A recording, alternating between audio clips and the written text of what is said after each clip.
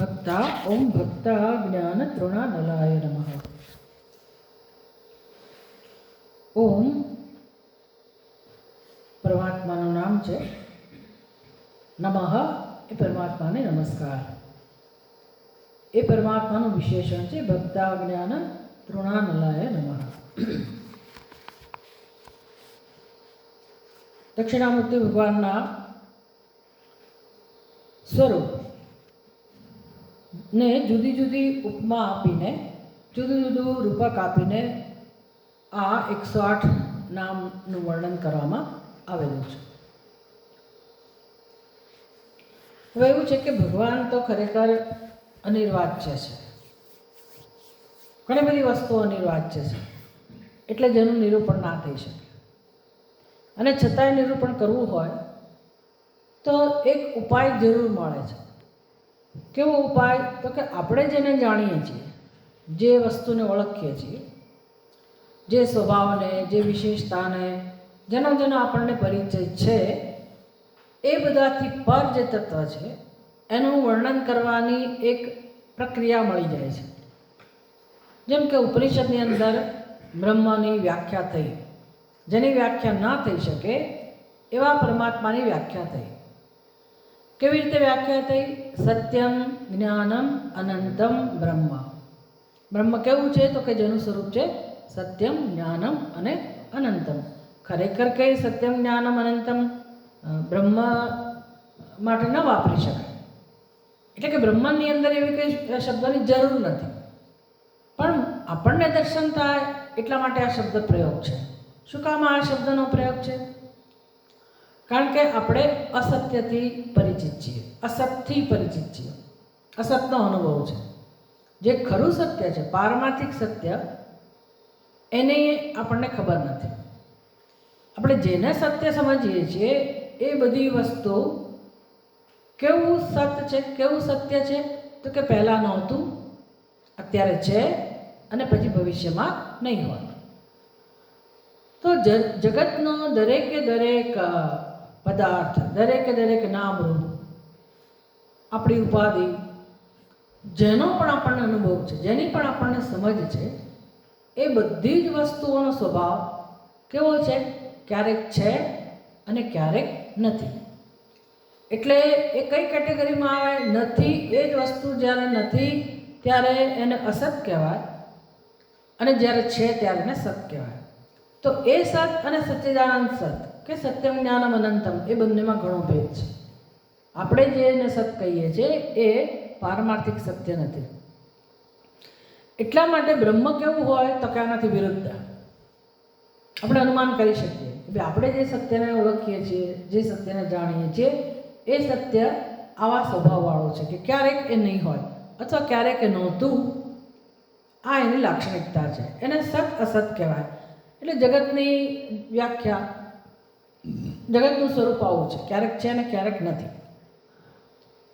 કોઈ પણ વસ્તુ એવી નથી કે જે આમાં ના આવતી હોય, બધું જ એમાં આવે છે. એટલે બ્રહ્મ શેમાં આવે? તો કે આનાથી વિરુદ્ધ.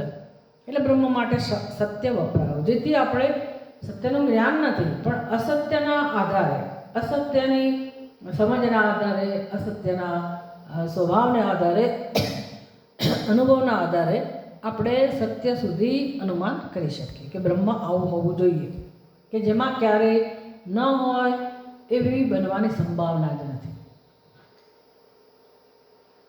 આમ જોવા જાઓ તો આ ચિંતન એટલું સરસ છે કે જો આવું સત્ય હોય તો એનો અર્થ કે અત્યારે હોવું જ જોઈએ. અત્યારે હોવું જ જોઈએ. અને પાછું એ સત્ય સર્વવ્યાપક હોય, એક જ હોય, તો પછી આપણામાં પણ હોવું જ જોઈએ.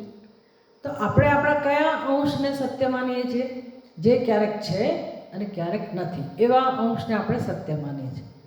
એટલે આપણા જ વ્યક્તિત્વમાં જો કોઈ એવો અંશ હોય કે જે આ સત અસતથી પર હોય અને હોય જ હોવાનો જ, તો આપણી બુદ્ધિ ત્યાં સુધી પહોંચી શકે કે ભાઈ હા, હું શોધી કાઢું મારી અંદર એવું સત્ય કઈ વસ્તુ છે, એવો અંશ કયો છે જેને નિત્ય કહેવાય, જેને સત્ય કહેવાય, જે અપરિવર્તનશીલ છે.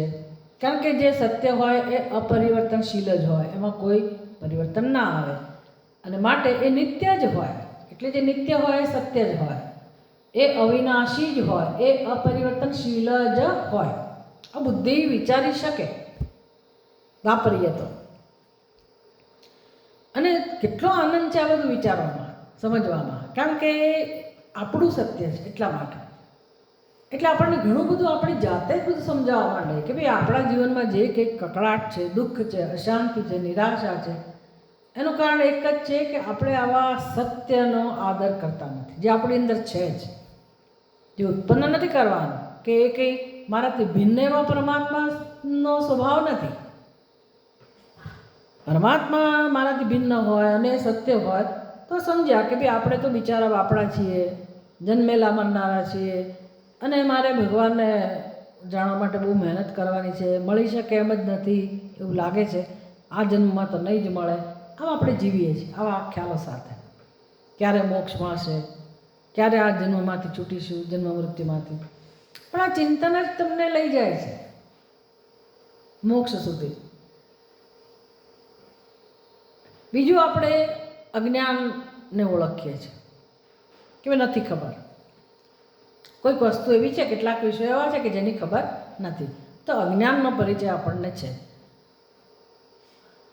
જેનું જ્ઞાન છે એ પણ કોઈક અવસ્થામાં એનું જ્ઞાન પણ નથી.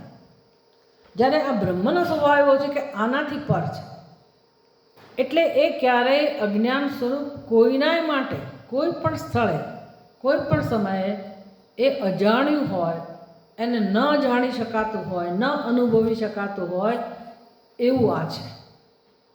જે આપણે જાણીએ છીએ બધું કેવું છે, ક્યારેક છે ને ક્યારેક નથી, અથવા તો આપણને એનું અજ્ઞાન છે.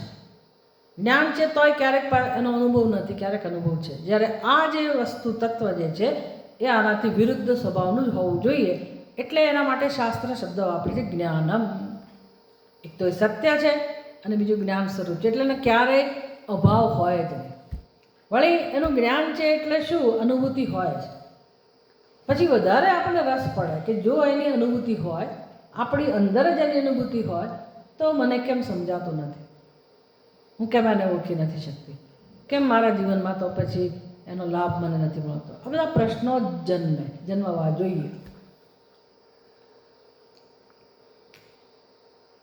જન્મવા જોઈએ. નથી જન્મતા તો સમજવાનું કે બહુ બધો અપરાધ કે બહુ બધો અવરોધ આપણા અંતઃકરણમાં છે. બહુ ઈશ્વરની કૃપાની જરૂર છે કે જેથી આપણી જ બુદ્ધિ આપણા ભલા માટે આપણને સાથ આપે. નહીં કે કોઈને ખુશ કરવા કે અમે આવું કરીએ છીએ અને અમે સત્સંગ કરીએ છીએ અને અમે સાધના કરીએ છીએ અને અમે જાણીએ, એના કે બીજાને ખુશ કરવા માટે છે. આટલું કર્યું, ગઈકાલે આટલું કર્યું, પરમ દિવસે આટલું કર્યું, આ શ્રાવણ મહિનામાં આટલું કર્યું, અધિક માસમાં આટલું કર્યું. આપણી આવી જ વ્યાખ્યા કે કરવું, કાં તો હું કરું છું કાં તો નથી કરતો, કાં તો બીજા કરે છે ને કાં તો નથી કરતા. એના આધારે આપણે પોતાને મૂલવીએ છીએ અને બીજાને મૂલવીએ છીએ. આને કરવા ન કરવા સાથે કંઈ સંબંધ નથી.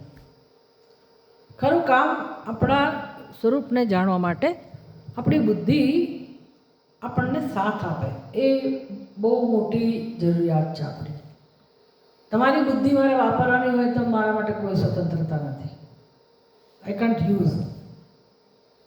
આ તો મારી જ બુદ્ધિ છે, હું સ્વતંત્ર છું, કોઈ મને રોકનાર નથી. અને એ બુદ્ધિ દ્વારા જ હું પરમ તત્વને પ્રાપ્ત કરી શકું છું, પરમ શાંતિને પ્રાપ્ત કરી શકું છું. તો કેમ નથી બુદ્ધિનો ઉપયોગ થતો? આવું થવું જોઈએ ને. કોણ મને રોકે છે? આવું સાંભળવા માટે કોણ રોકે છે? કે સમજવા માટે પણ કોણ રોકે છે? કોણ રોકે છે? આપણી અંદર જ જે બધો અપરાધ છે, આપણો જ વિરોધ છે આપણી સામે. એમાં કોઈ બીજાને કશું નુકસાન નથી થવાનું. વિરોધ કરવાથી બીજાને મને લાભ થાય, બીજાને નુકસાન થાય કે બીજાનું અપમાન થાય, એવું નથી. મારું જ અપમાન કરું છું. આવું આપણી બુદ્ધિ સમજી નથી શકતી કે આ દ્વારા મારા જીવનમાં જ્યારે આત્માને જાણવાની કોઈ તૈયારી નથી કે આત્મામાં રસ નથી, તો એ દ્વારા હું ખરેખર તો મારું જ અપમાન કરું છું. ઈશ્વરનું નહીં, ગુરુનું નહીં, શાસ્ત્રનું નહીં, કોનું અપમાન કરું છું? મારું પોતાનું. આવું તો સમજમાં આવવું જ જોઈએ. તો આવા શબ્દોથી. અને ત્રીજો શબ્દ છે આનંદ. તો આનંદ શબ્દ બ્રહ્મ માટે કેમ વપરાયો? કારણ કે આપણે જેનો અનુભવ કરીએ છીએ એ આનંદની વિરોધી વસ્તુ છે. આપણે જેને સુખ કહીએ છીએ એને તમે આનંદ કહેતા હો તો શાસ્ત્ર એને આનંદ નથી કહેતો. ભલે કોઈ પૂછે ને આપણે કહીએ આનંદ આનંદ, અમે મજામાં છીએ, આનંદમાં છીએ, વ્યવહારમાં ચાલે, પણ આનંદ શબ્દનો અર્થ જુદો થાય છે. જે સુખ અને દુઃખથી પાર છે એનું નામ આનંદ. ક્યારેક આપણે સુખી છીએ એટલે ક્યારેક આનંદમાં છીએ, ક્યારેક આનંદમાં નથી, તો એ આનંદનું સ્વરૂપ નથી. સુખનો અનુભવ હોય, દુઃખનો અનુભવ હોય, અને એ આપણા જીવનમાં ચાલ્યા કરે છે, ક્યારેક સુખી અને ક્યારેક દુઃખી. પણ આનંદ શબ્દ કેમ વાપર્યો? તો કે આ ક્યારેક સુખી ને ક્યારેક સુખી નથી, એનાથી પર જે સુખની અનુભૂતિ છે એને પછી તમે નિત્ય સુખ કહો, શાશ્વત સુખ કહો, એટલે આનંદ શબ્દ વપરાયો બ્રહ્મ માટે. તો આના દ્વારા અનુમાન થઈ શકે. માત્ર આવા અનુભવથી વિરુદ્ધનો અનુભવ જેની આપણને ઈચ્છા છે એનું નામ બ્રહ્મ. બાકી બ્રહ્મ માટે કોઈ શબ્દોની જરૂર નથી. બ્રહ્મ એ સાક્ષાત અપરોક્ષ સ્વરૂપ છે, આત્માનું અનુભવાઈ જ રહ્યું છે. માત્ર બુદ્ધિ દ્વારા એને આપણે શોધવાનું છે કે મારા વ્યક્તિત્વમાં એવો કયો અંશ છે કે જે નિત્ય છે, જે સત્ય છે. હું દુઃખી હોઉં તો પણ એ તો છે જ, આપણે રડતા હોઈએ તો પણ છે જ, મૃત્યુ પછી એ છે, જન્મ પહેલાં એ તત્વ મારી સાથે જ છે, દરેક અવસ્થામાં છે, દરેક સમયે છે. એ બસ એ અંશને આપણે જોવાનું છે. અને એ એવો અંશ છે, એવું ઘટક છે કે જેની અનુભૂતિ ના હોય તો મને મારા સુખી હોની અનુભૂતિ પણ ના હોય, દુઃખી હોની અનુભૂતિ પણ ના હોય, મારા અસ્તિત્વની જ અનુભૂતિ ના હોય, જો એ જ ન હોય તો. લઈ લો તો જેમ બંગડીમાંથી સોનું કાઢી લો તો બંગડી નામની વસ્તુ રહેતી જ નથી, એમ આપણી અંદરથી એ સત્યમ જ્ઞાનમ અનંતમ કે અસ્થિભાવથી પ્રિય સ્વરૂપ પરમાત્મા લઈ લો તો આ જીવનું અસ્તિત્વ નથી, કાલ્પનિક હુંની પણ સંભાવના નથી. એટલે કાલ્પનિક હું કોના પગ ઉપર ઉભેલો છે?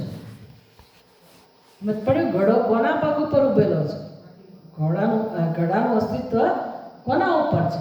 માટી ઉપર છે, એના પોતાના પગ ઉપર ઉભેલો નથી. એમ આપણો ખ્યાલ હું વિશેનો, જીવ નામની વસ્તુ, અહંકાર નામની વસ્તુ એ પોતાના પગ ઉપર નથી ઉભેલો. અહંકાર પોતાના પગ ઉપર નથી ઉભો રહી શકે, કારણ કે એનું અસ્તિત્વ જ નથી. એ કોના પગ ઉપર ઉભેલો છે? સત્યમ જ્ઞાનમ અનંતમ બ્રહ્મ, એના પગ ઉપર, સચ્ચિદાનંદ આત્માના પગ ઉપર. એ ન હોય તો અહંકાર એ ના હોય. એટલે બેમાંથી કોણ સત્ય છે તો સમજાય ને? બેમાંથી કોણ સત્ય હોય? અહંકાર સત્ય હોય કે જેના પગ ઉપર ઉભેલો છે સત્ય હોય? તો આપણે પહેલાંનો તો નિરાકરણ કરી નાખીએ છીએ, એની નોંધ લેતા નથી, અને અહંકારને સત્યતા આપીને આપણે જીવીએ છીએ. તો હાથમાં શું આવે? કશું ના આવે.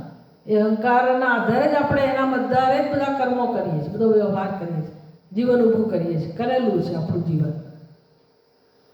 અને આપણે ફેંકાઈ ગયેલા છીએ, દુઃખી ને ડાળિયા થઈ ગયા, દુઃખી થઈ ગયા છે, ત્રસ્ત થઈ ગયા. કોનો સહારો લીધો છે જીવનમાં? સમજાય છે ને? કોનો? એ કાલ્પનિક હુંનો. પણ જ્યાં કાલ્પનિક હું છે ત્યાં જ પરમ તત્વ છુપાયેલું છે.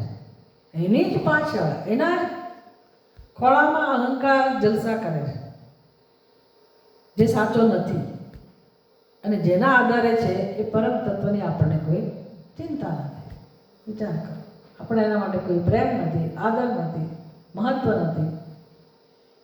જે જન્મમાં આ બધું સમજાશે બસ પછી આપણે કંઈક થોડાક સ્થિર થઈશું કે ભાઈ આ વાત તો સાચી, હવે મારે આત્માને જાણવો જોઈએ, મારા સાચા હુંને ઓળખવો જોઈએ. તો દક્ષિણામૂર્તિ ભગવાન આવું કામ કરે છે, આપણા સાચા હુંની ઓળખ આપે છે. અહીંયા કઈ ઉપમા આપવામાં આવી ભાઈ? તો કે ભક્ત માટે, સાધક માટે એનું વિશેષણ વાપરવામાં આવ્યું. ભક્તાનામ અજ્ઞાનમ એવ તૃણ. તૃણ ઉપમા આપવામાં આવી.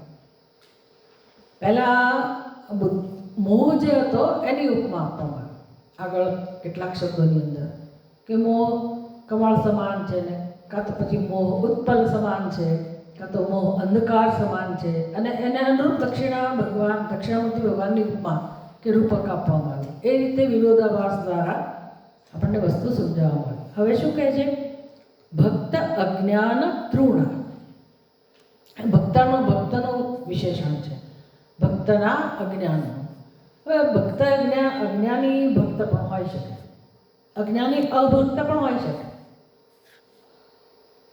આપણે અજ્ઞાની હોઈએ પછી ધીરે ધીરે ભગવાનના શરણે જઈએ, ભક્ત બનવાનો પ્રયાસ કરીએ, પણ અજ્ઞાન તો હોય જ, કંઈ વાંધો નહીં. પણ ખબર તો પડી, આપણે શરણું તો લીધું ભગવાનનું. અજ્ઞાન દૂર કરવા માટે આપણે એક યોગ્ય રસ્તો તો લીધો, ભગવાનની તરફ તો જઈ રહ્યા છીએ.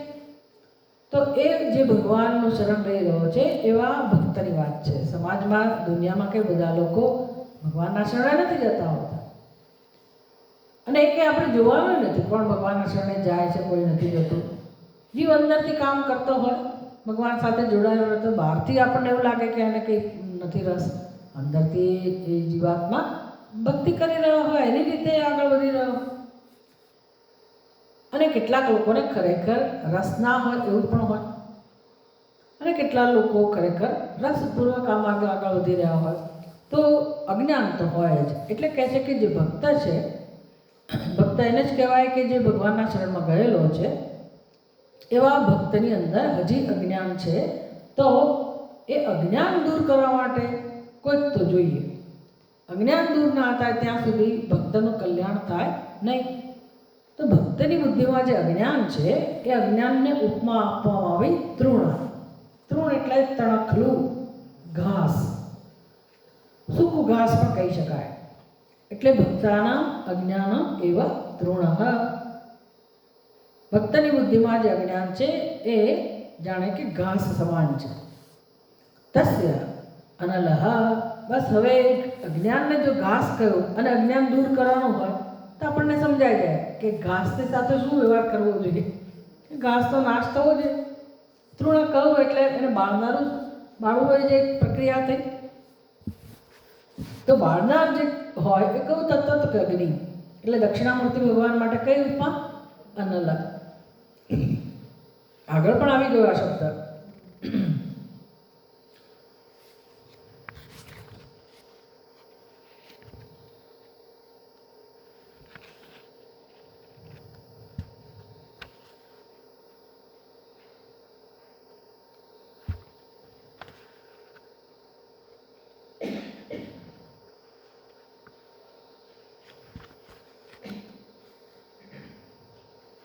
કયો શબ્દ હતો? અગ્નિ. 11 નામ છે મોહ અનલ. હા, એમાં અનલ ઉપમા કોને આપવામાં આવી હતી?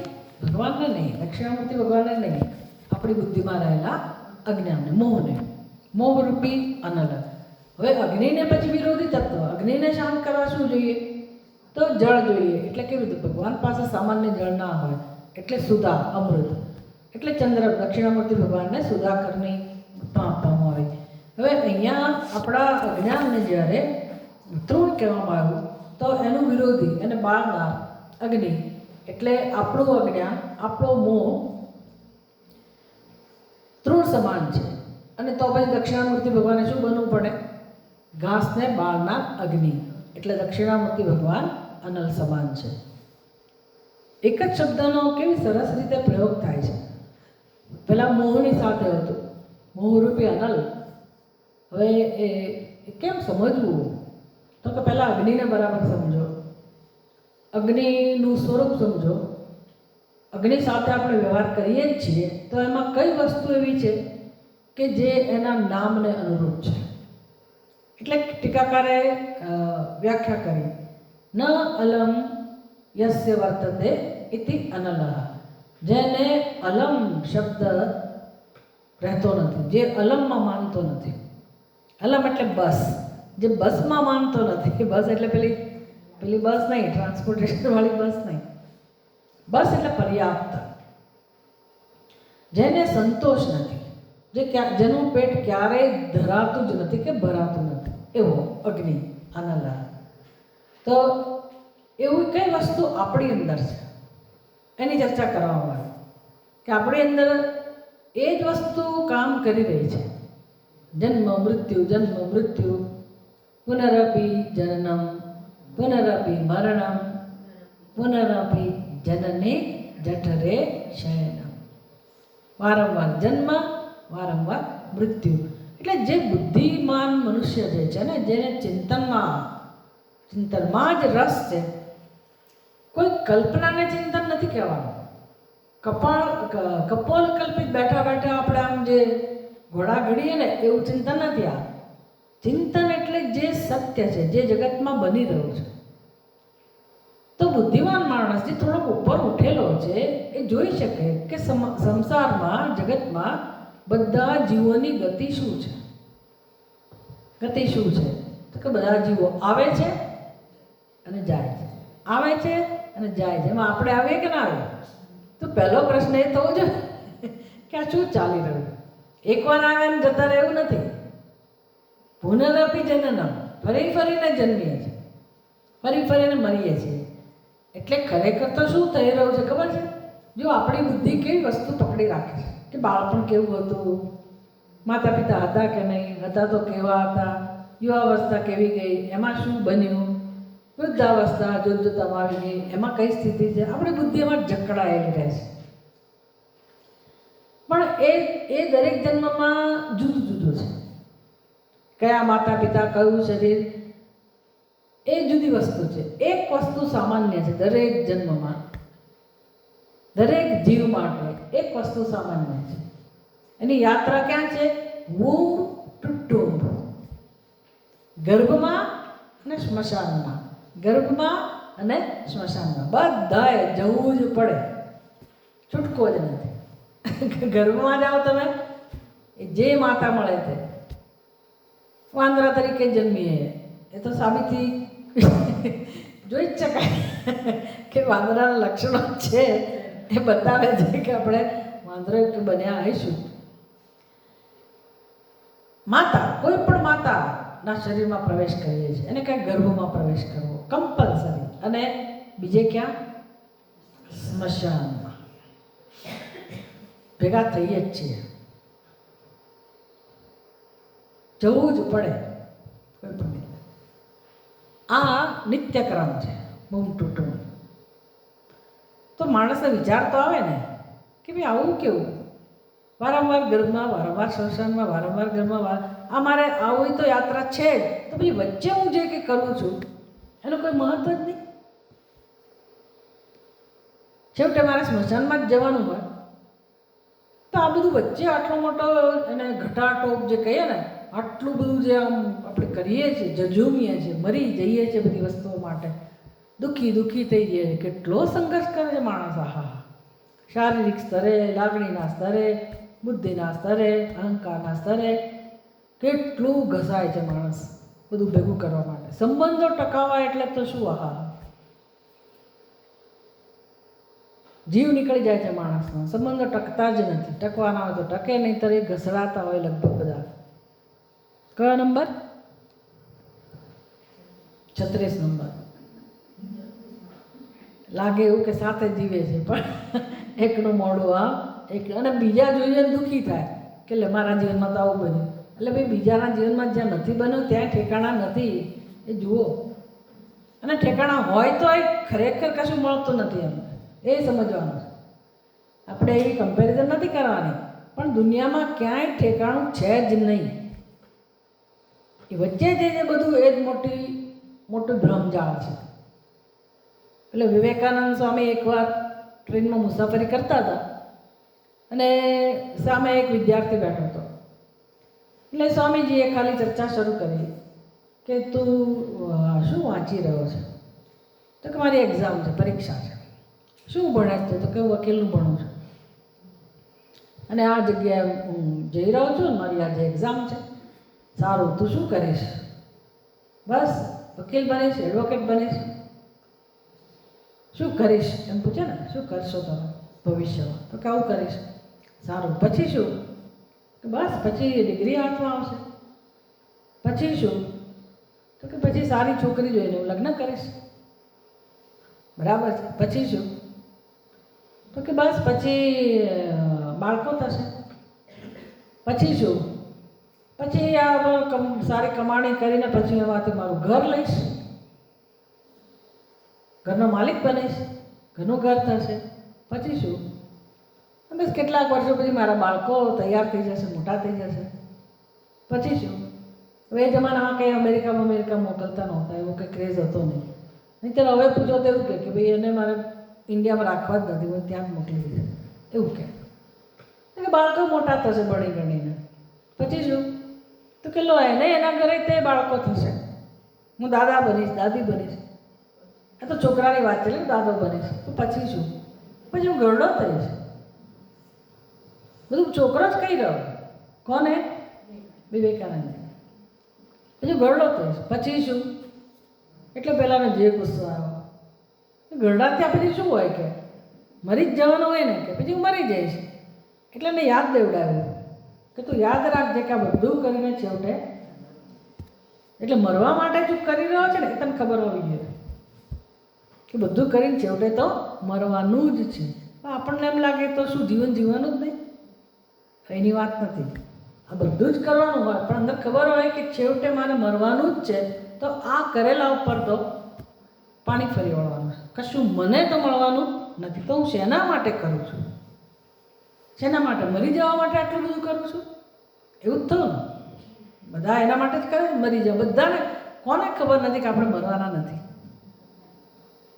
કોઈ ઉંમર પટ્ટો લઈને આવ્યું છે કે ના? પણ આપણી બુદ્ધિ તો એવું જ કે હું ના હોઉં. પેલા સગા મરી ગયા પણ આપણને કોઈ એમ વિચાર ના આવે કે આપણે એની જગ્યાએ હોઈ શકીએ, એવો વિચાર ના આવે. એટલે એ બધા મરી ગયા, આંચકો લાગે, પણ મારી સાથે જાણે કશું બનવાનું નથી. આપણે તો આમ જ રહેવાના છે. એવી જ રીતે જીવીએ છીએ. આપણા લક્ષણો કઈ આપે છે, આપણો વ્યવહાર કઈ આપે છે, આપણી સમજ, આપણી નહીં વિચારવાની વૃત્તિ કઈ આપે છે કે આપણને કંઈ થવાનું. નહીંતર માણસને વિચાર આવે કે મરી જઈશું, ગમે ત્યારે મરી જઈ શકીએ, કોઈ ખાતરી નથી. તો પછી આ જીવનનું મહત્ત્વ શું છે? પહેલો પ્રશ્ન અંદરથી શું છે કે જીવનનું મહત્ત્વ શું છે? ભગવાન આપણી સાથે મજાક કરે છે કે તમે બસ જાઓ અને પછી તમને ફાવે તે રીતે તમે આગળ મહેનત કરો ને આ કરો ને પછી હું બધું જૂટવી જ લેવાનો છું, તમને મારી જ નાખવાનો છું? તો આવા સર્જનનું શું મહત્ત્વ હોય? આવા ભગવાનને શું કરવાનું? આવા અનેક પ્રશ્નો થવા જોઈએ કે ભગવાન આવો છે, મારા જન્મ મૃત્યુ શું કામ? હું આટલી બધી મહેનત કરું, મને જન્મ આપ્યો છે, હું મહેનતે કરું છું, ગંભીરતાથી મહેનત કરું છું, આટલો લોકોને પ્રેમ કરું છું, મારી લાગણી ઘસાય છે, આઘાત સહન કરવા પડે છે, બધું કરીએ છીએ, પણ છેવટે મારે મરી જ જવાનું હોય તો આ ભગવાન તમારી યોજના કેવી છે? આવું શું કામ છે? પ્રશ્ન થવો જોઈએ. અને ક્યાં સુધી? ચલો એકવાર આપણે એવું થયું તો બરાબર, આ તો દર જન્મમાં જન્મ્યા જ કરવાનું, દરેક જન્મમાં કંઈક ને કંઈક આવું હોય છે, સમજી શકીએ આપણે. તો આ જીવનનું પ્રયોજન શું હોય? એટલે આપણે પ્રયોજન વગર જીવન જીવી રહ્યા છે, વિચાર્યા વગર. બુદ્ધિમાન માણસ હોય તો શોધી શકે કે આવું પ્રયોજન હોય જ નહીં. ભગવાન આવી મજાક કરે જ નહીં, આવો ક્રૂર ભગવાન હોય જ નહીં.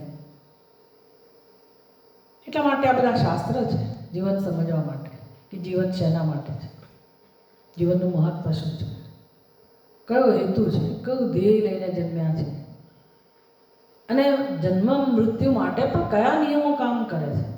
કેમ મારો જન્મ અહીંયા જ થયો, આ જ મા બાપ મળ્યા, આ જ સમયે મારો જન્મ થયો, આ જ ગ્રહો મને પ્રભાવિત કરે છે? શું બધા નિયમો? કયા નિયમો છે? અને દરેક જીવ મનુષ્ય નથી બનતો, કોઈ પશુ બને છે, કોઈ પક્ષી બને છે, તો આપણે બની શકીએ પશુ પક્ષી. આ જન્મમાં ભલે મનુષ્ય બને, આપણો વારો આવે ત્યાં, તો એની શું વ્યવસ્થા છે? આમ કેટલું બધું જાણવાનું છે, પાર વગરની વસ્તુ જાણવાની છે. પણ આપણા દેશમાં બધું જાણે કે બધાને બધું જ્ઞાન જ છે એમ માનીને જ લોકો જીવન જીવતા હોય. એ તો કરે ભોગવે. આપણી સાથે જ રહેતો માણસ દુઃખી હોય ને તો કે એવો જ છે, એનો સ્વભાવ જ એવો છે, એને કર્મ જેવા કર્યા છે, કરે એ ભોગવે. એમ કરીને આપણે છૂટા થઈ જઈએ, એને કર્યું એ ભોગવે. આપણે એની જગ્યા હોય તો આપણી અપેક્ષા હોય કોઈ મદદ કરે એવી ના હોય, પણ એવી કોઈ સેન્સિટિવિટી નથી. એટલે વિચારનું કેટલું બધું મહત્ત્વ છે. તો શાસ્ત્રો આપણને ધીરે ધીરે વિચાર કરતા કરે છે. આનું નામ અજ્ઞાન. ન વિચારવું એનું નામ અજ્ઞાન.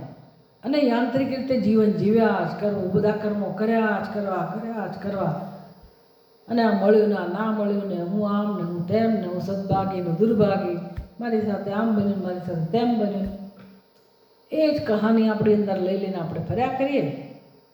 અને પછી કરે શું બિચારો માણસ, ક્યાંક તો સુખ જોઈએ ને, એટલે પછી ફાંફા મારીએ આપણે, વળી પાછા પોતાની રક્ષા કરવા તૈયાર થઈ જઈએ. મારી તો જીવન જીવી લઈશ. બહુ અઘરું છે જીવન જીવવાનું, બહુ જ અઘરું છે. એકલા હો કે સાથે હો, જીવન જીવવાનું અઘરું જ છે. માત્ર જ્ઞાન જ આપણને સહાયભૂત થાય છે, સહારો આપે છે. આપણે વિચાર કરતા, ભલે જે પરિસ્થિતિ છે એમાં કંઈ આપણે ફેરફાર કરી શકવાના નથી, એ નિયમો પ્રમાણે જ થવાનું છે. પણ જ્ઞાન માટે ભગવાને આપણને સ્વતંત્રતા આપી છે, વિચાર માટે સ્વતંત્રતા આપી છે. તો હું એ સત્યને સમજું અને આમ ચક્રમાંથી બહાર નીકળું. પુનરપી જનનમ પુનરપી મરણમ, જેમાં ફસાયેલા છીએ એમાંથી બહાર નીકળું. આવું જે અજ્ઞાન છે એને બાળવાનો એક જ ઉપાય છે દક્ષિણામૂર્તિ ભગવાન. એટલે દક્ષિણામૂર્તિ ભગવાનને અનલ કહેવામાં આવ્યો. ભક્તાનામ અજ્ઞાનમેવ તૃણઃ તસ્ય અનલઃ અગ્નિઃ. તો આવા ઘાસરૂપી અજ્ઞાન માટે, જે ઘાસરૂપી અજ્ઞાનરૂપી ઘાસ કે ઘાસરૂપી અજ્ઞાન જે પોતે પણ ઉપમા છે, એટલે અજ્ઞાનરૂપી ઘાસ માટે, એને બાળવા માટે જે અગ્નિ સમાન છે તેવા દક્ષિણામૂર્તિ ભગવાનને નમસ્કાર. યથા અગ્નિ તૃણમ સહસા દહતે. એટલા માટે કે અગ્નિને ઘાસનું તણખલું બાળતા વાર લાગતી જ નથી. જો આપણા દ્રષ્ટિબિંદુથી અજ્ઞાન જન્મો જન્મોથી છે, એ આપણે સમજી શકીએ છીએ, કારણ કે આપણી બુદ્ધિમાં જે દ્રઢતા છે ને, આપણે કેટલાય વખત ત્યાં સાંભળતા હોઈએ, પણ છતાં પેલું જે ખ્યાલ છે એ જગ્યાએથી ટસથી મસ્ત થતા નથી. એટલે બતાવે છે કે આ જન્મનું તો નથી 100%. કારણ કે આ જન્મમાં તો તમે જન્મ્યા પછી નામ મળ્યું, અને તે મોટા થયા પછી કેટલી વાર ગોખાયું ત્યારે આપણે પાકું કર્યું કે મારું આ નામ છે. બરાબર બોલતા હતા, ક્યાં સુધી તોતડું બોલતા હોય તો નામે સરખું ના બોલતા હોય. કેટલીક ઉંમર પછી આપણે આપણું નામ બોલતા થયા, પછી ખબર પડે કે ભાઈ આ હું ફલાણા, મારા પિતાનું નામ શું, મારી અટક શું, પછી કઈ જ્ઞાતિના, બધું તો ધીરે ધીરે જાણતા થયા. એટલે તમારી ઉંમર માની લો 50 વર્ષની હોય તો 40 વર્ષ જૂના જ ખ્યાલો છે ને આ બધા. પછી લગ્ન તો બહુ પછી થયા, કોઈકના 20 વર્ષ પહેલાં થયા હશે એ જમાનામાં, બાકી તો 20 તો ગણી લેવાના. એટલે અત્યારે તમારી ઉંમર 70 વર્ષની હોય તો 50 વર્ષની તમારી આ કહાણી હોય. 70 અનુમાન કરીએ, 70 ના પહોંચ્યા હોય જે લોકો, તો 40 વર્ષની તમારી જીવનયાત્રા હોય. હવે એમાં તમે લગ્ન કર્યા, પછી એક બિરુદ મળ્યું પત્ની. પણ હા, અત્યારે તમારો ખ્યાલ એટલે આમ પત્ની, પતિ. પછી વળી બીજા 2-4 વર્ષ પછી તમે માતા બન્યા, પણ અત્યારે માતા, હું એટલે માતા જ, હું એટલે પિતા જ. આ આટલું બધો દ્રઢ ખ્યાલ આપણને જે છે, તો વિચાર કરીએ તો આ તો હમણાં જ બધી પદવી મળી છે. દાદાની પદવી કે દાદીની પદવી હમણાં મળી છે, 8-10 વર્ષ પહેલાં. પણ ના, હું દાદા, હું દાદી. એટલે પછી ત્યાં કંઈ પણ અસર થાય, કંઈ પણ વર્તન થાય, વ્યવહાર થાય, કર્મ થાય, એ બધો પ્રભાવ આપણા ઉપર. કોણે કર્યું? મારા દીકરાના દીકરાએ, મારી દીકરીની દીકરીએ. એટલે જે કંઈ આપણને અંદર આમ ખુશીનો અનુભવ થતો હોય તો એની ત્યાંની અસર આપણને થાય, અને એના વ્યવહારની અસર આપણા ઉપર વિપરીત પણ થાય. કરે રે મારા પુત્રા પુત્રી આવા છે.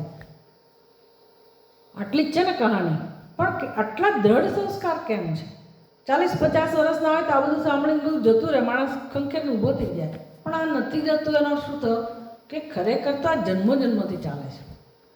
ભલે ને આ નામ તમારું હમણાં મળ્યું હોય, પણ દરેક જન્મમાં આ જ લીલા ચાલે છે ને. દરેક જન્મમાં આવું જ હોય, આવું જ હોય. એટલે આ હું વિશેના ખ્યાલ છે એ જન્મોથી છે. એટલે અજ્ઞાન એટલું બધું દ્રઢ છે કે વાત ના પૂછો.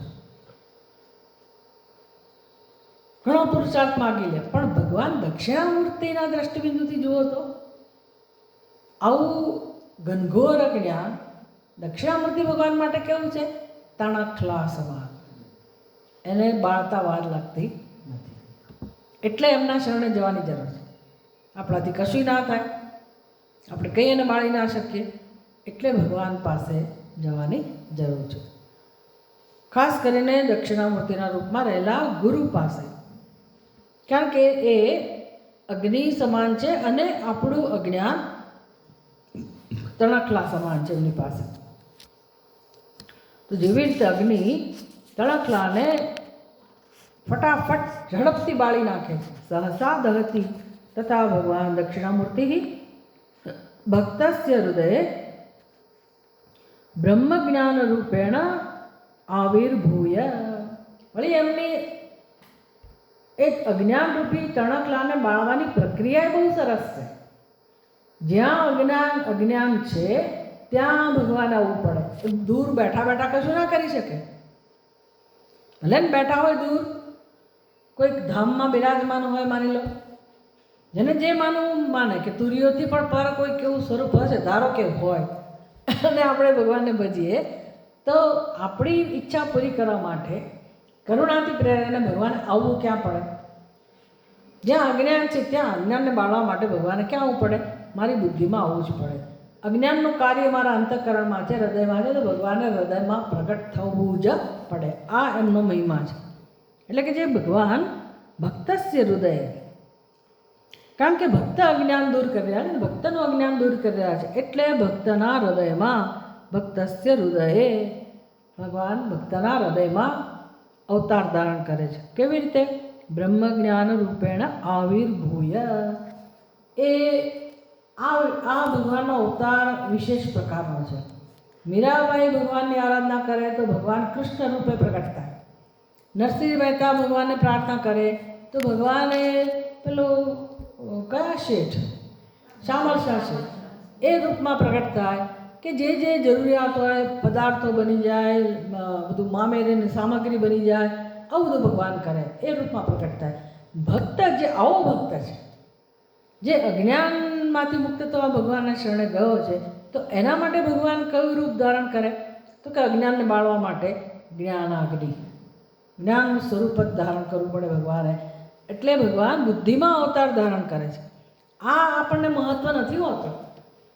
આપણે પેલું જ વધારે મહત્ત્વનું સમજીએ કે આ ભક્તે એવી પ્રાર્થના કરી અને એને ચમત્કાર થયો અને ભગવાન પ્રગટ થયા અને સિદ્ધ ને આમ ને તેમને, એનો મહિમા જગતમાં હોય ચારે બાજુ. એટલે મારી સામે ભગવાને મારું દુઃખ દૂર કરવા માટે એને અનુરૂપ વિશેષ રૂપ રહીને ભગવાને આવવું પડે. એવું આપણે ભગવાનની પરિસ્થિતિમાં મૂકીએ, ભક્ત એવું કરતો હોય અને ભગવાન દયા કરીને એની સામે એવા રૂપમાં પ્રગટ થાય. મીરાબાઈનું ઝેર એ પચાવી જાય, બધું કરે, જરાય સામાન્ય વસ્તુ નથી, કરે. પણ આ જિજ્ઞાસુ અંતિમ કક્ષામાં છે, સૌથી ઊંચાઈ ઉપર છે.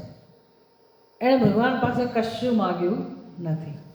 એ માત્ર મુક્તિ ઈચ્છે છે, મોક્ષ ઈચ્છે છે.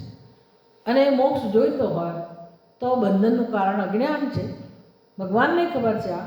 એટલે અજ્ઞાન દૂર કરવા માટે ભગવાને શું કરવું પડે? એના હૃદયમાં જ્ઞાન રૂપે પ્રગટ થવું પડે. તો અંદર પ્રગટ થાય ભગવાન એ સારું કે બહાર પ્રગટ થાય? એટલે બહાર તો આવીને જતા રહે.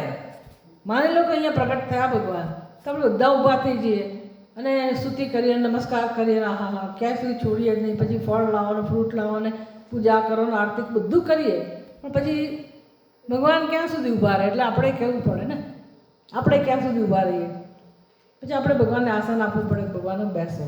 ભગવાન બેઠા, પછી થોડીક વાતો કરીએ, રોદણા રોયા, બધું કહી દીધું. પછી ભગવાન તો હલે ચલે કશું નહીં, એ તો બેઠા જ છે, બેઠા જ છે, બેઠા જ. પછી આપણે શું કહીએ? ભગવાન હવે આપણે ભૂખ લાગી તો હું આપણા માટે ભોજન લઈ આવું, કહેવું પડે ને. આપણે કંટાળી જઈએ પછી કે તો ભગવાન હલતાય નથી, ઊભા થતાય નથી, જતાય નથી, હવે મારે શું કરવું?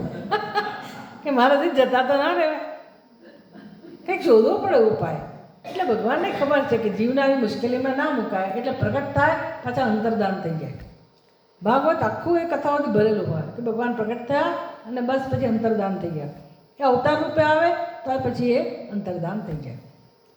જ્યારે હૃદયમાં જે ભગવાન પ્રગટ થાય છે જ્ઞાનાગ્નિના રૂપમાં, એ ભગવાન આપણો આત્મા બની જાય, આત્મરૂપે અનુભવાય છે. પછી એ આપણને છોડીને અંતર્ધાન થતા નથી. એના માટે કોણ પ્રયાસ કરે છે? કોઈ નહીં. તો સારું ને, કોઈ પ્રયાસ નથી કરતો. બધાને શેમાં રસ છે? ભગવાન મારા માથા પર હાથ મૂકો,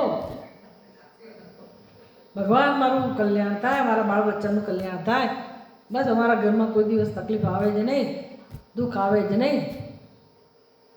હવે એના માટે આખું જીવન ભગવાન એના માટે જ આપ્યું છે. ધર્મનું આચરણ એના માટે જ છે. એ નથી કરવું, એ નથી કરવું. વિકાસ નથી કરવો, આપણે પરિપક્વ નથી બનવું, આપણે એવા ને એવા રહેવું છે. અને મારી મુશ્કેલીઓ દૂર કરો, દૂર કરો તો સાચા. એટલે મહાત્માઓ એમાં આવી જાય. કોની પાસે જાય લોકો? કયા મહાત્મા પાસે જાય? બાગેશ્વર ધામ, પરચી નિકાલો. સારું છે, ઘણા ઘણા લોકોને લાઈનમાં લાવે છે કે ભાઈ કમસે કમ કાંદા લસણ બંધ કરો. મને આશ્ચર્ય થાય, મેં કીધું એનું માનતા છે, માને છે લોકો.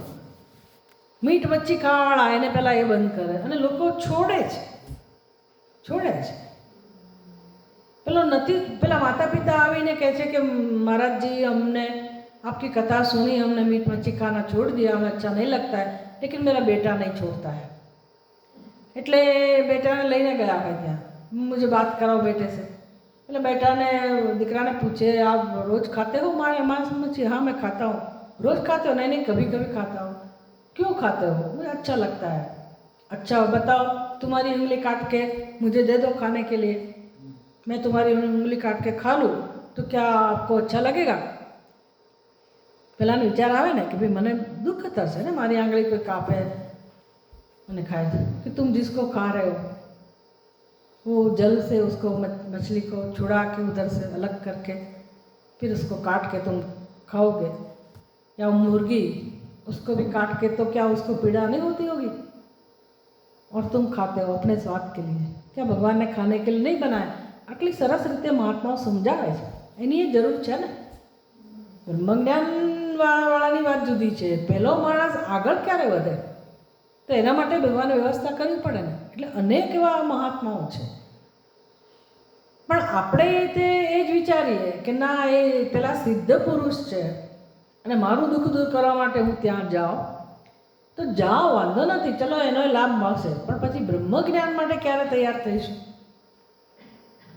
બીજી બધી મુશ્કેલીઓ દૂર થશે, પણ એ મુશ્કેલીઓનું જે કારણ છે એ તો લઈને ફરીએ છીએ. એટલે હંમેશ માટે તો દુઃખમાંથી મુક્ત થવાના જ નથી ને. તો આ તો આપણને આપણા અજ્ઞાનની ઓળખ થાય, પરિચય થાય, એ બહુ મોટી કૃપા છે ઈશ્વર. ભલે જે જન્મમાં અજ્ઞાન જાય, પણ અંદર એકવાર ક્લિક તો થયું કે જીવ માત્રના દુઃખનું કારણ કેવળ અને કેવળ પોતાના સ્વરૂપનું અજ્ઞાન છે. પછી અમારી જવાબદારી છે, હું જ્યારે એ માટે તૈયાર થાવ ત્યારે, જે જન્મમાં ખબર તો પડી. હવે એ અંદરથી કામ કરશે. જ્યારે જ્યારે દુઃખ આવશે ત્યારે યાદ આવશે કે કેમ દુઃખ છે, કારણ કે મેં અજ્ઞાન દૂર કરવા પ્રયાસ કર્યો નથી. એટલું આપણું સમાધાન કરી શકીશું. પછી એવું ફરિયાદ નહીં રહે કે ભગવાને દુઃખ આપ્યું, માતા પિતાએ દુઃખ આપ્યું, પડોશીએ દુઃખ આપ્યું, પતિએ દુઃખ આપ્યું, પત્નીએ દુઃખ આપ્યું. પછી એક દિવસ સમજાશે કે છેવટે દુઃખનું કારણ મારું અજ્ઞાન જ છે. વાત સાચી, સમજાશે.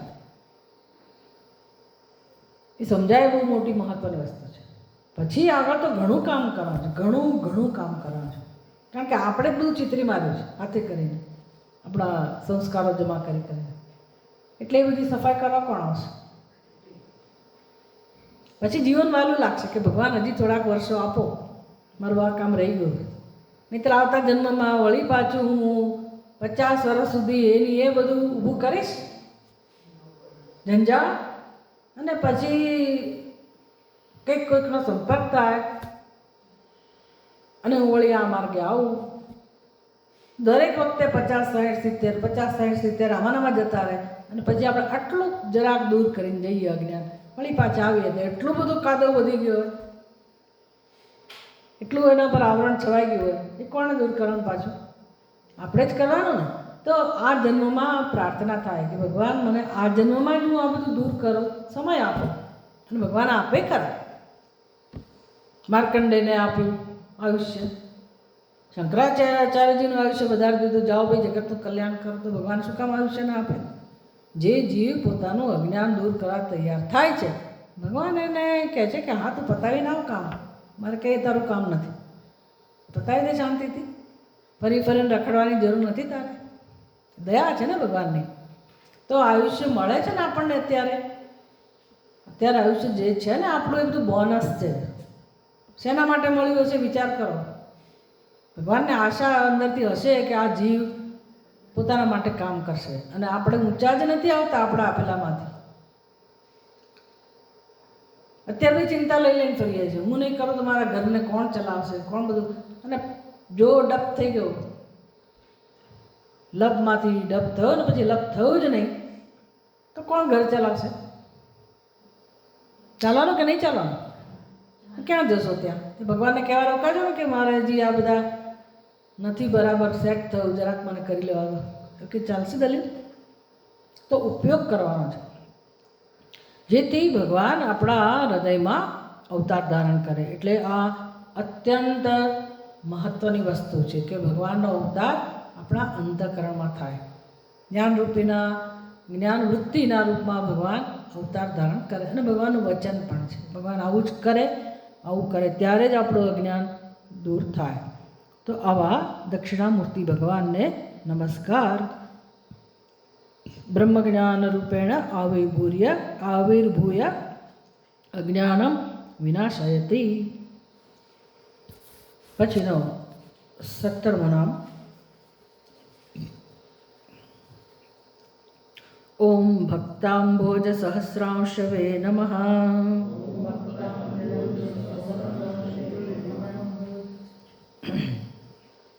ભગવાનનું નામ છે ભક્તાંબોજ સહસ્રાંશુ. જેમ આગળ નામ હતું શીતાંશુ, એવી રીતે અહીંયા તો બધા દેખાય તો છે.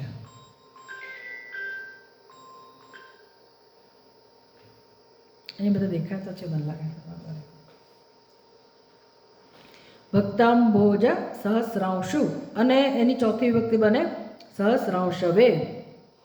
તો જેમ શીતાંશુ શીતળ કિરણો ધરાવનાર, એમ સહસ્રાંશુ અનેક અનેક કિરણો ધરાવનાર એ ભગવાનનું નામ થયું. એટલે વચ્ચેનો જો આપણે શબ્દ સમજવાનો રહ્યો, ભક્તાંબોજ સહસ્રાંશવે નમઃ, ગુરવે નમઃ. એટલે ઉકારાંત શબ્દ છે આ સહસ્રાંશુ. અંભોજસ્ય ભક્તાનામ અંભોજસ્ય હૃદય પદ્મસ્ય સહસ્રાંશુ અનંતરશ્મિ સૂર્ય તસ્મૈ નમઃ. વળી પાછી ઉપમા અંબોજ. પહેલાં હતું અંબુજ. અંબુજ એટલે કમળ, અંબોજ એટલે પણ કમળ. ભક્તાનામ હૃદયાણી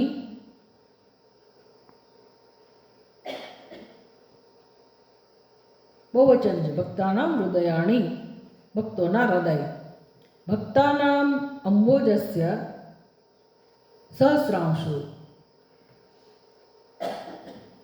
અંબોજનો અર્થ કમળ થાય, પણ અહીંયા શું અર્થ કરવાનો? હૃદય કમળ. અંબોજનો અર્થ કમળ થાય, પણ અહીંયા શું અર્થ કરવાનો? હૃદય કમળ. કોનું હૃદય કમળ? ભક્તાનામ. ભક્ત અંબોજ. આ આખો સમાસ થયો, ભક્ત અંબોજ.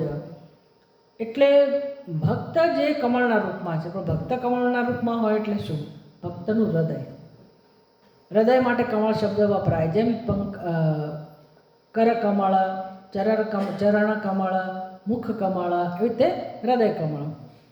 તો ભક્તાનામ અંબોજસ્ય અર્થાત હૃદય પદ્મસ્ય, હૃદય કમળ માટે ભગવાન કેવા છે? સહસ્રાંશુ. સહસ્રાંશુ એટલે અનંત રશ્મિ બેહી સૂર્ય, સૂર્યનારાયણ. સહસ્રાંશુ એટલે સૂર્ય, અનેક અનેક કિરણો છે જેમના, અને કા અનંત રશ્મિ, રશ્મિ એટલે કિરણ, અનંત રશ્મિ સૂર્ય. દક્ષિણામૂર્તિ ભગવાન માટેની ઉપમા છે અનંત રશ્મિ સૂર્ય, અને આપણા માટેની ઉપમા છે ભક્તાંબોજ, ભક્તનું હૃદય કમળ. તો જે ભગવાન દક્ષિણામૂર્તિના ભક્ત છે, એમના શરણે આવેલા છે, એવા સાધકો માટે દક્ષિણામૂર્તિ ભગવાન સૂર્ય સમાન છે. હવે આપણને ખબર છે ને, વારંવાર ચર્ચા થઈ કે સૂર્યને અને કમળને શું સંબંધ છે?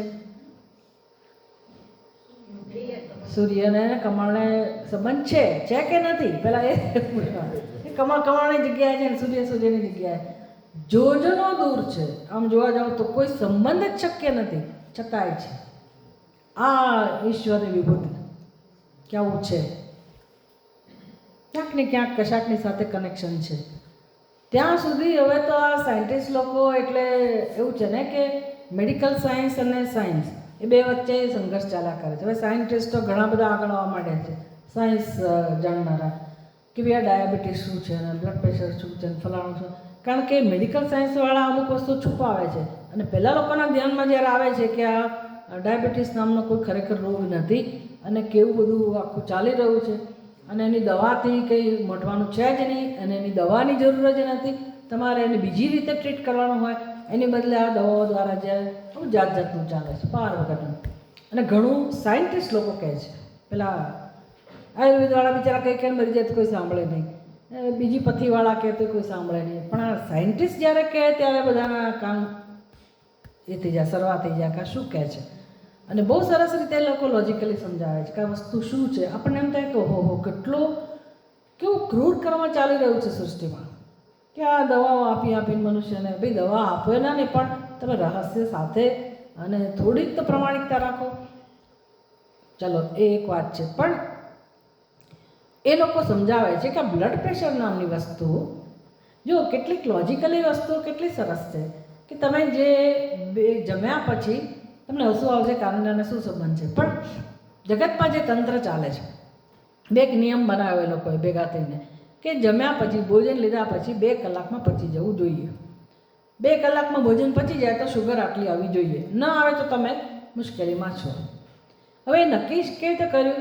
તો કે અમુક દેશની અંદર એમણે આ નક્કી કર્યું હશે. હવે ધારો કે તમે નૈનીતાલમાં છો, અહીંયા જેટલું ખાઓ છો એટલું ઘરે જઈને ખાજો, પચાવી નહીં શકો ખાશો તો. કેમ? તો કે અહીંની આખી વાતાવરણ જ જુદું છે, અહીંયા તમારી હોજરી જે રીતે કામ કરે છે એ જુદું. તો અહીંથી ત્યાં અમેરિકામાં જે એવા દેશ હોય કે જ્યાં આખી વ્યવસ્થા જ જુદી હોય, તો ત્યાં આગળ જે પરિબળો કામ કરતા હોય તો અહીંયા થોડા કામ કરે. તો તમે આખા દુનિયા માટે એક જ નિયમ બનાવે તો 2 કલાકમાં પચી જવું જોઈએ. ભાઈ કોઈક લોકોની હોજરી 3 કલાકે પચાવે તો છે ને, પણ ના, તમે 2 કલાકમાં ના પચાવે એટલે તમે દવા લેવી જ પડે. અને દવાથી જ કેટલી બધી સાઈડ ઇફેક્ટ થાય. બિચારો માણસ તો આવું સાંભળીને જ એને સરેન્ડર જ થઈ જાય. એટલે કેટલાય લોકો પાર વગરની દવા લે છે, એની સાઈડ ઇફેક્ટનો ભોગ બને છે, નામ મરે છે. આવું ચાલે છે દુનિયામાં. એમાં મને નવી વસ્તુ જાણવા મળી કે બ્લડ પ્રેશરમાં એવું છે. કેવું છે? તો કે સૂર્ય અને ચંદ્રને જેમ સંબંધ છે કે પૂર્ણિમાના દિવસે પેલા મોજા ઉછળે, સમુદ્રમાં પાણી છે એટલા માટે, તો કે આપણા શરીરમાં કેટલા બધા ટકા તો પાણી જ છે ને, 70% જેવું તો કંઈક પાણી છે. તો એ પૂનમના દિવસે તમારું બ્લડ પ્રેશર વધતું હોય છે. હોઈ શકે, હુ નોઝ, હોઈ શકે. આ આંગળીમાંથી તમે બ્લડ લો ને માપો શુગર, કે અહીંથી માપો કે અહીંથી નસમાંથી લો, ડિફરન્સ આવે છે. હવે આપણે કંઈ એવું બધું ના કરતા હોય, પણ બધું ઝીણું ઘણું હોય છે. એટલે સાયન્સ કોને કહેવાય? આ બધું છે, વિજ્ઞાન અંદર રહેલું છે, સૂક્ષ્મ જગત છે. તો આપણે તો કમળ જોઈને ખુશ થતા હોય, આ ચલો તોડી લીધું ને ભગવાનને ચડાવ્યું, પણ પછી આખી સૃષ્ટિમાં આ બધું કનેક્શન જે છે કે કેવા સંબંધો છે એ પણ ઈશ્વર દર્શન છે. કે કમળ કોની હાજરીમાં ખીલે છે? સૂર્યના કિરણો જેવા એને સ્પર્શે છે અને કમળ ખીલે છે. તો એવી જ રીતે ભક્તનું હૃદય કમળ સમાન છે. તો સૂર્યના જગ્યાએ કોણ છે? તો કે દક્ષિણામૂર્તિ ભગવાન. દક્ષિણામૂર્તિ ભગવાન સહસ્રાંશુ છે, અનંત રશ્મિ સૂર્ય છે. આવા દક્ષિણામૂર્તિ ભગવાનને નમસ્કાર.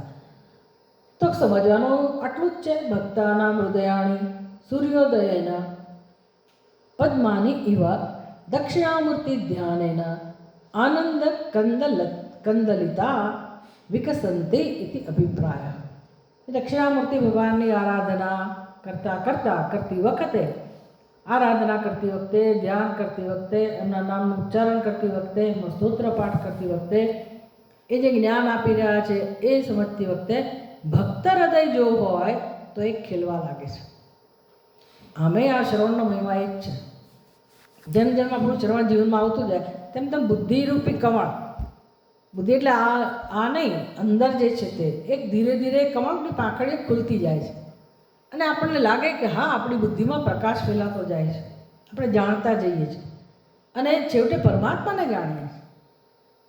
અદ્ભુત વસ્તુ છે આ. એટલે ધીરે ધીરે ધીરે આ કામ થાય જો નિયમિત શ્રવણ કરતા હોઈએ તો.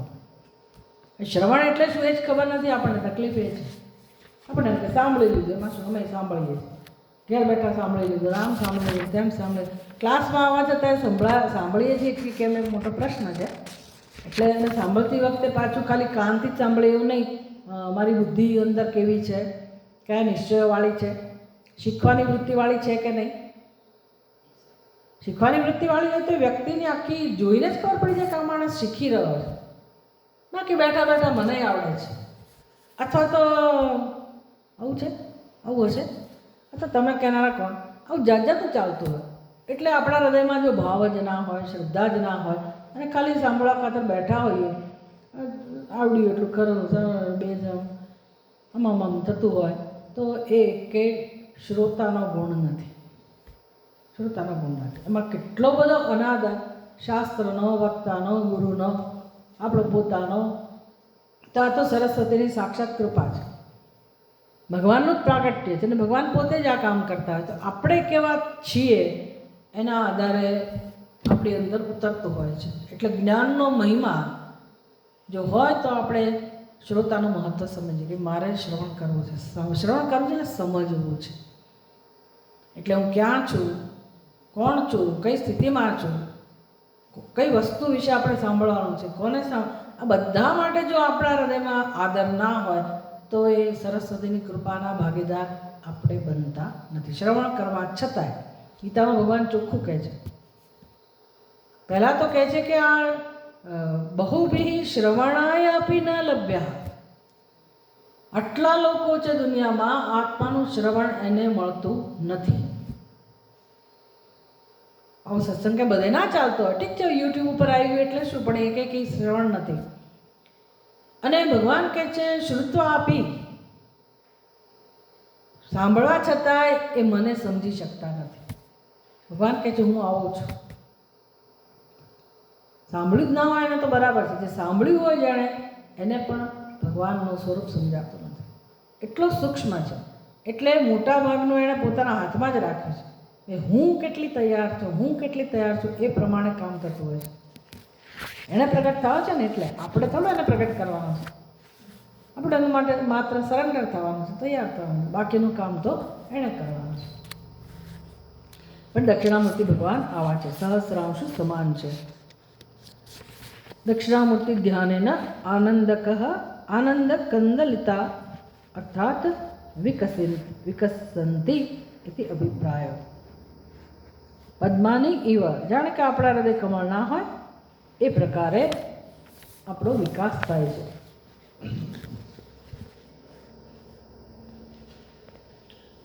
પાંચ મિનિટનો બ્રેક આપીએ.